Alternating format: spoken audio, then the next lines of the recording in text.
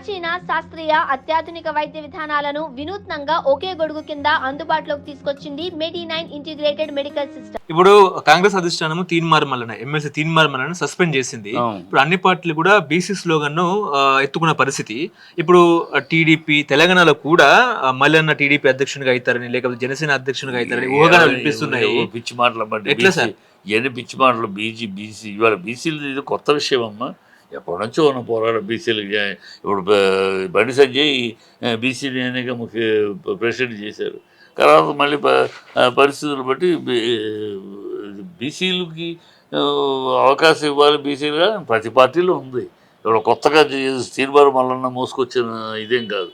తీన్మార్ మల్లన్న ఆ స్లోగాన్ని తనకు అడ్వాంటేజ్గా తను ఎదగటానికి, తను పైకి వెళ్ళటానికి, తను మామూలు ఒక యూట్యూబర్గా ఉన్నాడు కాస్త తను ఏదో పెద్ద రాజకీయ నాయకుడు, ప్రజానాయకుడు అవ్వటానికి అది వాడుకోవాలని ప్రయత్నం చేస్తున్నాడు. అంతకన్నా ఏం లేదు.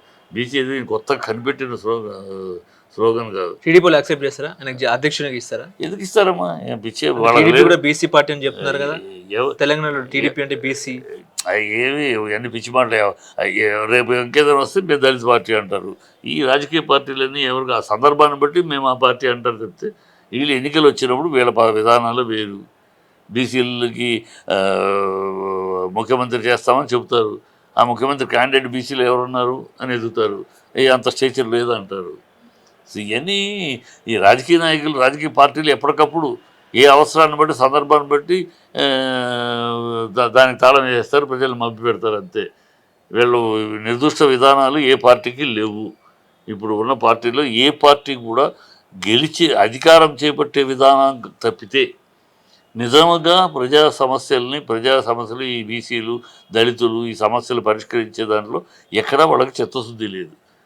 ఎక్కడ ఏ పార్టీకి ఇందులో ఏ పార్టీ మీద వాళ్ళు ఏ పార్టీ అయినా మనం ఎట్లా అధికారంలో రావాలి, ఎవరిని మోసం చేయాలి, ఎవరిని మభ్యపెట్టాలి, ప్రజల్ని ఎట్లా మాటలతోటి గారడీ చేయాలి, ఇవే తప్పితే నిజమైన చిత్తశుద్ధి ప్రోగ్రాం, ప్రణాళిక ఏ పార్టీలకి లేదు. ఓకే.